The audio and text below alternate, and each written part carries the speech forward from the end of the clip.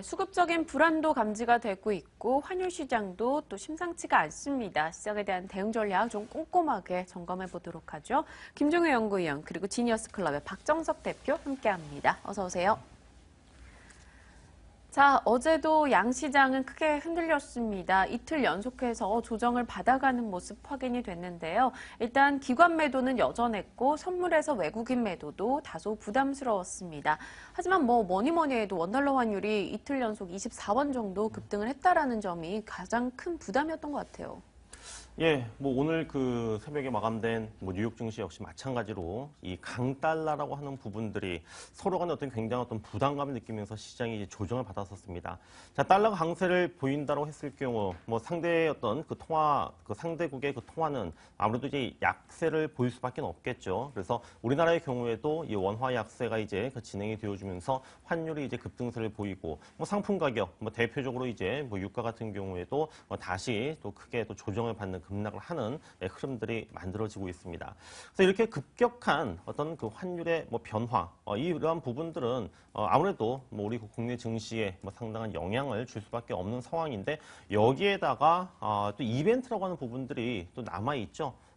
당장에 내일 같은 경우에는 또 올해 들어서 처음으로 맞이하는 쿼드러플 위칭데이가 있고 또 이 금융통화위원회에서 과연 또 금리를 갖다가 인하를 할 것인가. 미국은 지금 금리 인상 얘기가 나와주고 있는데 지금 미국의 어떤 금리 인상과 다르게 금리 인하 가능성 이러한 부분들 또 유럽 쪽에서는 또 EU 재무장관 회의와 같은 이런 어떤 그 불확실성 어떤 이벤트 부분들이 지금 남아 있다 보니까는 아무래도 좀 그 투자 심리가 좀 악화될 수밖에 없는 상황이었었습니다. 항상 그랬습니다. 2000선만 가면은 수년 전부터 항상 나오는 얘기였었죠. 바로 기관들이 매도를 하는데 왜 매도를 하는가? 펀드 환매라고 하는 부분들, 펀드 환매 어떤 발목을 잡는다라고 하는 이러한 부분들이 이번에도 역시 마찬가지로 또 나타나면서 기관들의 또 환매성 물량들 지금 계속적으로 좀 출회가 되고 있고 또 코스닥 시장 같은 경우에는 또 어땠습니까? 그동안 또 워낙에 또 많이 강했었기 때문에 언제쯤 조정이 들어올까? 언제쯤 꺾일까? 이러한 그 부분에 대한 불안감 부분들이 좀 최근에 좀 그동안 많이 오른 종목을 중심으로 해서 특히 또 기관들의 그 차익 실현성 매물들이 좀 출회가 되면서 좀 코스피보다도 어떻게 보면 좀 더 강하게 조정을 받는 흐름들이 지금 진행이 지금 되고 있기 때문에요. 아무래도 이제 그동안 지난 12월 달부터 최근까지 진행이 되어 왔었던 랠리에 대한 어떤 그런 부담이라고 하는 부분들이 이제는 좀 조정이라고 하는 어떤 그 명분 하에 좀 쉬어갈 수밖에 없는 그러한 그 타이밍이 되지 않았는가 좀 시장을 그렇게 진단을 내리고 있습니다. 네, 조정이라는 명분하에 쉬는 타이밍이 찾아왔다라고 이야기해 주셨네요. 그럼 그 쉬는 기간이 어느 정도 될지도 좀 궁금해지는데요. 김 의원님의 시각은 어떻습니까? 시장에 대해서 그동안 꾸준하게 말씀드려온 것이 시장의 지수에는 관심도 없고 앞으로도 별 관심이 없다라고 말씀을 드려왔고요. 어제 말씀드렸죠. 많이 오른 종목이 빠질 거다라고 말씀을 드려왔습니다.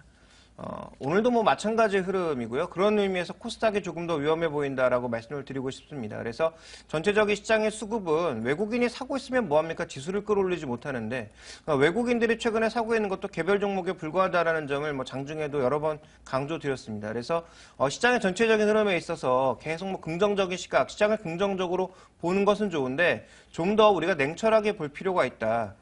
과연 우리 시장이 지금 글로벌 증시의 가장 탑픽으로 매력적인가에 대한 판단도 다시 한번 해봐야 될 것 같고요. 또 하나, 지금 유럽 경기가 미국 경기가 좋아지면 과연 우리 기업들은 현재 나타나고 있는 미국 기업과 유럽 기업의 경쟁을 이겨내고 과거 2009년도, 10년도에 좋았던 것처럼 강력한 흐름을 보일 수 있을지에 대한 재점검이 필요하다라는 거죠. 그래서 그런 관점의 접근이 필요할 것 같고요. 여전히 저는 지수에 대해서는 보수적인 시각, 보수적인 시각으로 해서 여기서 빠진다는 게 아니라 오르더라도 굉장히 천천히 오를 거다라는 시각을 유지하고 있고요. 개별 종목 위주의 접근이 여전히 유효하다라고 보고 있습니다. 네, 두 분 다 동일합니다. 다소 조심스러운 의견을 전해주셨고요. 어제 코스피 코스닥 양시장에 동일했던 현상은 그간 많이 올랐던 종목군들이 일제히 밀려났다라는 겁니다. 특히나 IT 업종 내에서 SK하이닉스, LG디스플레이 등의 종목 역시 개별 악재 포함해서 좀 전반적으로 흔들리는 양상이었는데요. 그 안에서 혹시 보고 계신 종목 있으신지 전략은 어떻습니까?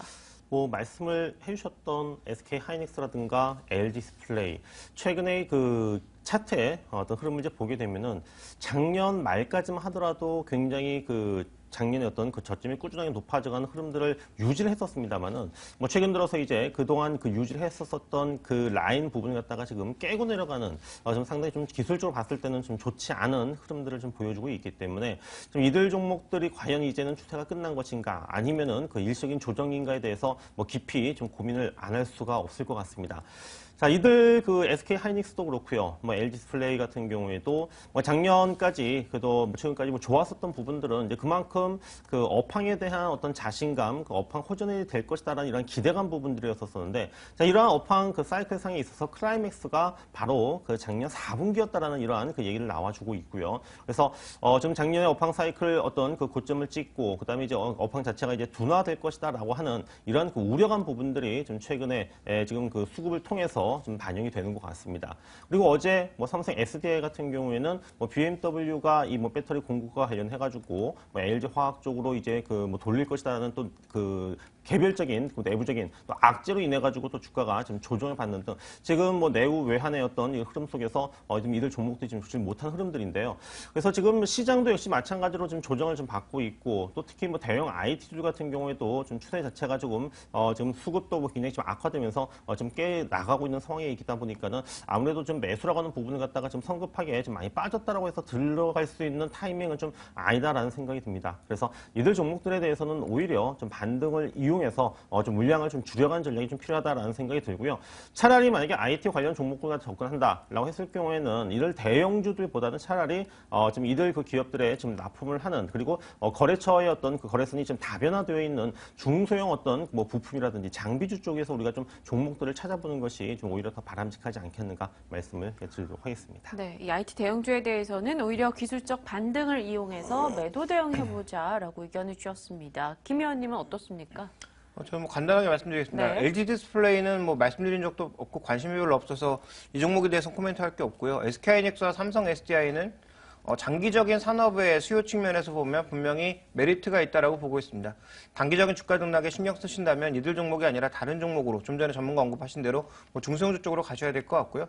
만약에 장기적인 산업의 힘을 믿는다면 이들 종목에 대해서는 뭐 저는 조정을 이용해서 좀 더 비중을 확대하는 것이 좋지 않을까라고 보고 있습니다. 네, 알겠습니다. 두 분의 시각을 확인해 봤고요. 자, 이어서 박정석 대표의 오늘의 종목 들어보겠습니다. 박정석 대표께서 주신 종목들 수익률이 좋기 때문에 많은 분들이 좀 이 순서를 기대하더라고요. 예. 어떤 종목 소개하십니까? 자, 뭐 분명히 이번 주 들어서 시장이 좋지 않았고요. 그리고 이제 오늘도 뭐 아무래도 뭐 뉴욕 증시의 뭐 영향으로 인해 가지고 좀 분위기가 뭐 그렇게 우호적이지는 않을 것 같습니다. 이럴 때일수록 우리는 이제 그 종목을 이제 선택을 할 때 좀 다소 어떤 지수와 좀 시장과 좀 무관하게 움직일 수 있는 종목으로 그리고 뭐 향후에 이제 뭐 당연한 뭐 부분이겠지만은 뭐 실적이 좋아질 수 있다라든지 또는 주가가 상승할 수 있는 모멘텀, 스토리가 있는 종목을 좀 찾아봐야 되지 않겠는가라는 생각이 드는데요.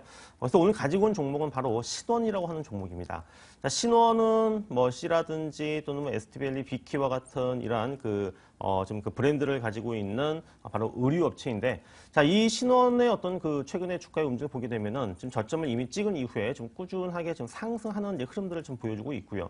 자, 이것이 왜 지금 이 종목이 그 의류업체 내에서도 차별화되면서 왜 지금 올라가고 있는 부분들인가? 역시 실적 부분들입니다. 지금 내수 부분에 있어가지고 지금 매장 수가 그 작년 연초 대비해가지고 2014년 연초 대비해서 한 10% 정도 증가를 했는데 뭐 매장이 갑자기 증가한다고 해서 실적이 확 좋아지는 부분들은 아니거든요. 그 실적이 좋아지는 부분에는 어느 정도의 그 시차가 있습니다. 그 시차라고 하는 부분들이 지금 올해 들어서 그 효과가 이제 반영될 수 있을 것으로 보이고 신원을 비롯한 많은 의류업체들의 그 모멘텀은 사실 내수 쪽이 아니라 해외 쪽인데 내수는 그동안 그 다른 업체들도 마찬가지지만 상당히 좀 부진했습니다. 뭐 경기 침체의 영향도 있고 뭐 특히 작년 같은 경우에는 뭐 세월호 사건이라든지 이런 그 부분으로 인해서 좋지 않았었습니다만은 이제 국내 부분들까지 이제는 올해 좋아질 수 있는 이러한 어떤 매장수 회복이라고 하는 이러한 부분들이 좀 주가 상승의 모멘텀으로 작용할 수 있을 것으로 보입니다. 그리고 또 이제 신원의 경우에는 바로 이제 그 해외 쪽에서의 어떤 그 모멘텀이라고 하는 부분들인데 바로 TPP, 바로 이제 환태평양 이 경제 협력자 동맹이라고 하는 이 지금 그 TPP가 이제 뭐 연내에서 이제는 뭐 상반기 안에도 이제 그 타결이 될 것이다라는 이러한 그 예상들이 나와지고 있는데요. 이것이 타결됐을 때 가장 수혜를 받을 수 있는 국가가 바로 베트남입니다. 그런데 신원이 지금 생산하고 있는 캐파 중에 한 70% 이상이 지금 베트남에서 생산이 되고 있기 때문에 베트남에서 생산된 이 제품들을 해외로 이제 수출하게 될 경우에는 그만큼 무관세 혜택이라고 하는 이러한 가격 경쟁력 혜택이 굉장히 이제 고스란히 이제 들어올 수 있는 종목이거든요. 그래서 신원을 갖다 이제 오늘 좀 관심 종목으로 말씀을 드리고 올해 그 예상 실적을 감안했을 때 뭐 이거는 이제 뭐 증권사에서 이제 그 추정한 뭐 실적과 이제 그 현재 어떤 그 가격을 비교를 해서 본다면은 뭐 PR이 지금 한 10배 미만 정도로 지금 현재 뭐 추정이 되고 있습니다. 그래서 뭐이 정도의 어떤 수준이라고 했을 경우에는 다른 업체와 비교를 했을 때 그래도 저평가되어 있다라고 하는 이러한 좀 그 부분들이 또 주가 상승에 또 이제 걸림돌이 아닌 좀 올라설 수 있는 이런 어떤 그 발돋움할 수 있는 이런 어떤 그 발판이 될 수 있을 거 보이기 때문에요. 자, 오늘 관심주 좀 시장은 어렵겠지만은 신원 같은 경우에는 좀 조정을 이용해서 좀 매수를 해볼 만한 종목이다라고 말씀을 드리도록 하겠습니다. 네, TPP 타결 시 수혜를 볼 수 있을 것이다. 역시 PER 10배 미만이기 때문에 저평가되어 있는 종목으로 관심을 높여보자 신원에 대해서 이야기 나눠봤네요. 자, 오늘 지니어스 클럽 박정석 대표 그리고 김종혜 연구위원과 전략 고민해봤습니다. 고맙습니다.